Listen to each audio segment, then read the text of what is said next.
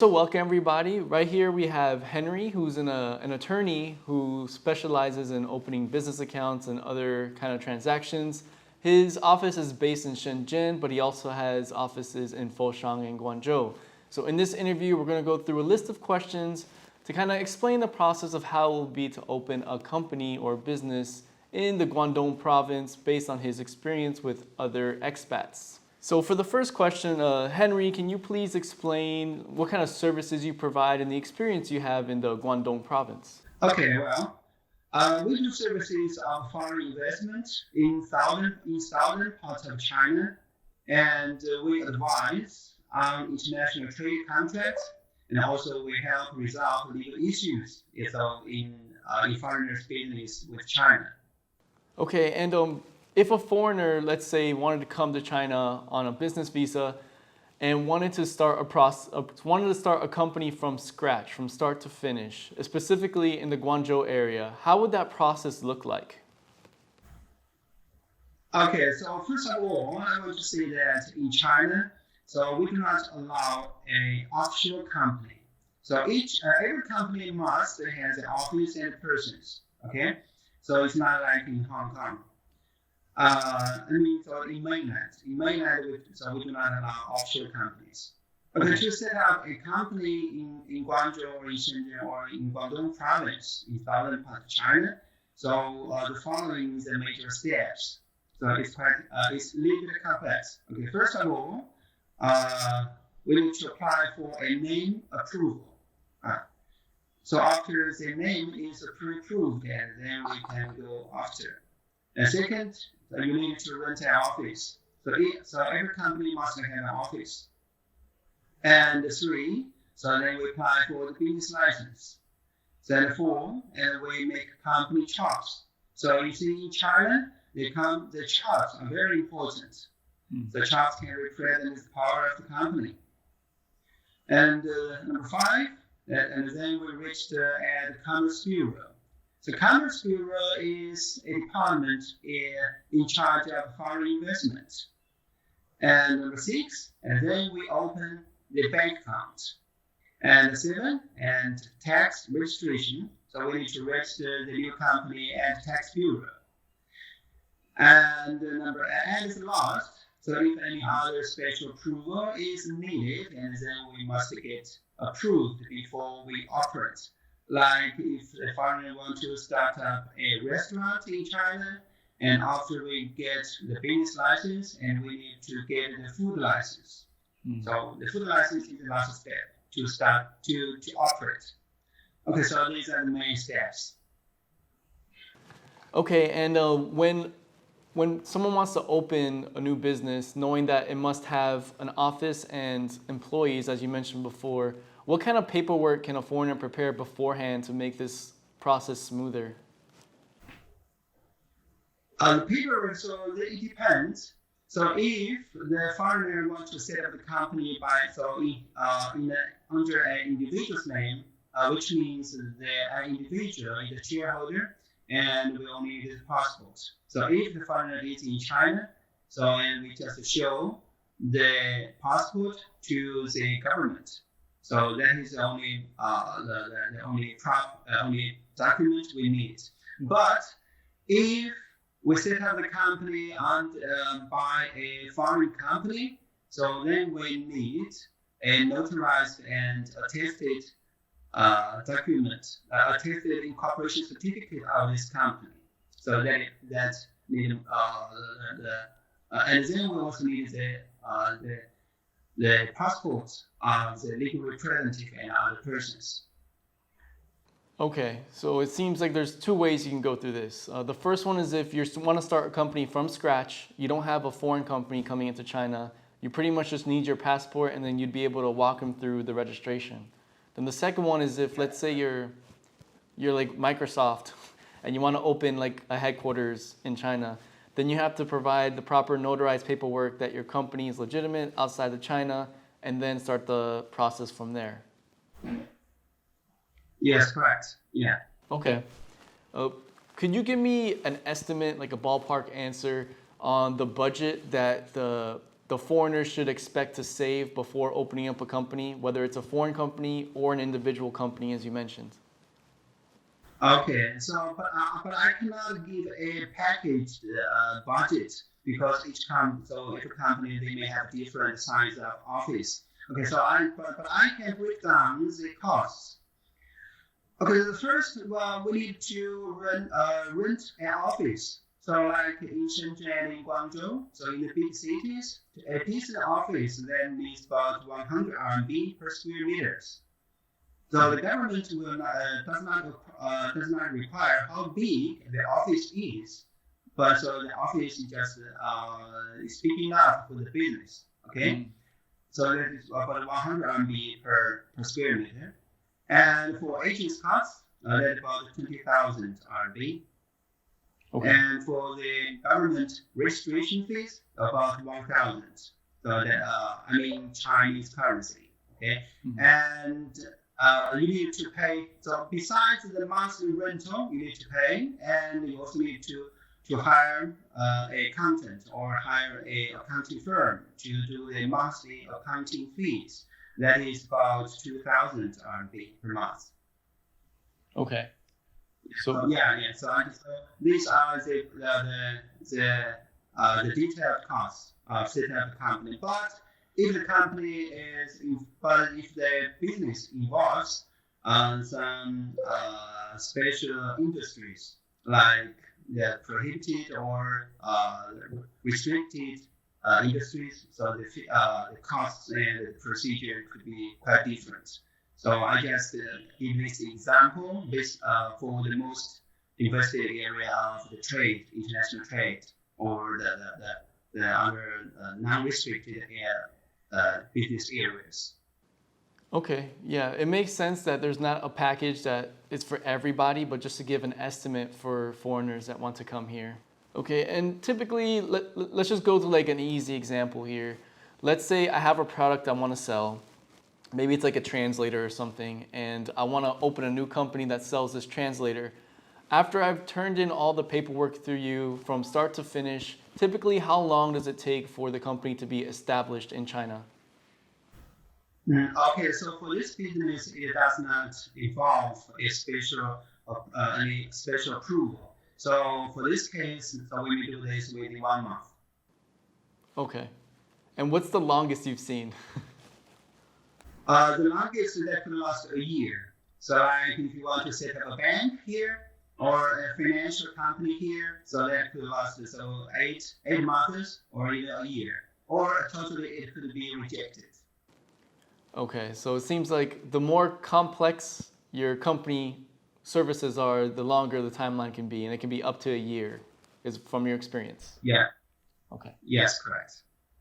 Is it possible to open a company in China remotely? So you mentioned before that in Hong Kong it may be allowed, but in mainland China, is it allowed to open a company remotely, or you have to physically be there in person? Like, I'm an expat coming to Guangzhou, I need to be in Guangzhou while the company opens, or can I open it from outside of Guangzhou? Okay, if the foreigner only acts as the shareholder, will not take any office, we will not take any position of the company, but the position means the legal representative, manager, or supervisor or something. So then the foreigner do not need to come. But if the foreigner, if the expat is named as a legal representative, so he or she shall be required to be present in China to be in front of the bank to open the bank account. So currently, according to their practice, the foreigner being the legal representative is only required to be present before bank to open the bank account. Okay. So in other procedures, we do not need the foreigner come to China. So what it sounded like is that they can turn all the paperwork into you, like if they want to use you for a service, and everything up to the point of opening a bank account can be done remotely. Is that what you mean? Yes, correct. Okay, that's good to know. And if the foreigner is a stakeholder, then they don't need to be in China at all for this. But if they're actually like the CEO or an actual representative of the company, then they would have to come physically to China, right? Yes, right. What are some items that you must keep with you at all times after you open your company as a foreigner that could get you in trouble if you don't have it with you? For example, if like the police comes and checks your documents to make sure everything is okay and legal. Okay, so I think here we have two aspects. So one is for the company and one is for a foreigner. Okay, for the company, so you need to keep all the registration documents, so like business license and articles of association, so and the bank account certificate, so as well as company charts and invoices issued by the tax bureau. So all these documents, so 100% secure. And for a foreigner, for an individual, so a foreigner cannot stay in China just because he invested a company in China. So he wants to stay here to work, to run this company. He must have, he must have a work permit. So for a foreigner individual, you must have a work permit. So, but after you set up the company, it is much easier to obtain a work permit. Okay, and do you provide those services as well? Like if I already opened my company successfully, would you help me change my visa from maybe a tourist visa to a business visa? Yes, sure. You mentioned earlier that you should always keep your tax documents, your official company registration, etc. when you get spot checked by the police. Will that accountant that we pay for each month that you mentioned help us organize all these documents so that we make sure everything is safe and good to go? Yes, yeah. So if you hire a accounting firm, so the accounting firm will be in charge of the accounting firm, so will keep the related the invoices safe. Okay. What are the 3 most common mistakes you see with expats trying to open businesses in China that you have dealt with? Okay, I think about this. So that I listed the 3 most common mistakes. The first, some foreigners use the wrong identity to set up the company. So we always suggest a foreigner to set up a company in mainland by a foreign company. Yeah. So because there are some cases, so we handle that the foreigners set up a company by an individual, by a foreigner himself or herself. So under the Chinese company law, so for this company and the shareholders can be easily jointly liable for the company's debts, for the company's liabilities. And we have some cases, real cases, that the foreigner as individual being charged for the company's liability. So for a company, I think that is not good.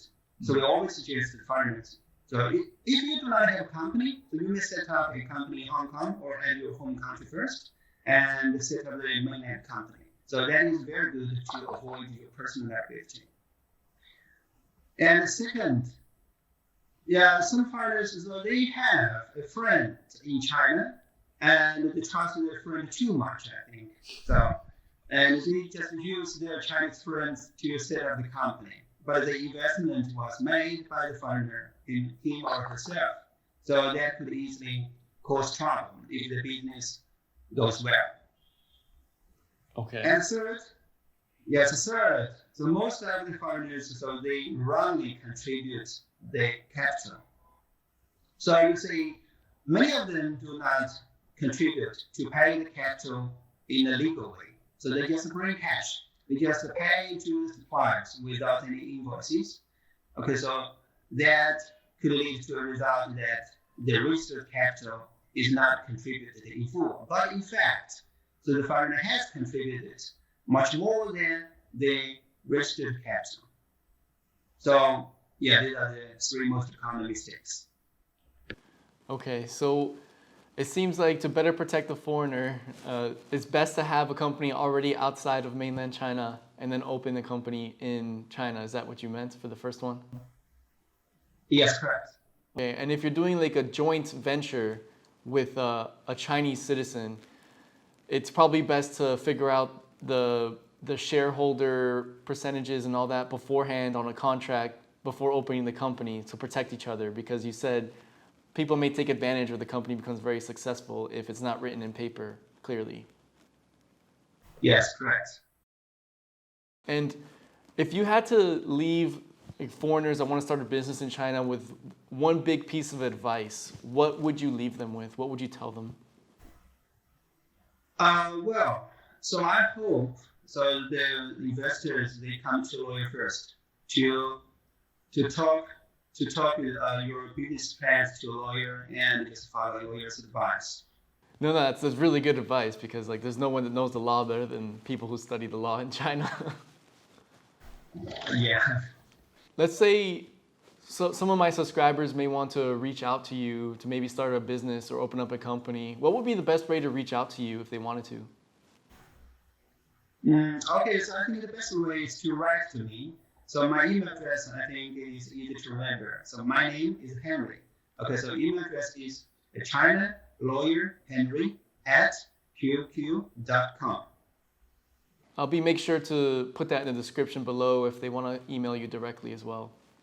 Thank you so much for your time, Henry. I know you're taking time out of your busy schedule to answer these questions. I hope it kind of opens up the process on how to actually open a business in China for those that may be interested as expats. So like Henry mentioned before, you can email him in his email that I put in the description below if you wanted to get any more details about opening a company in China.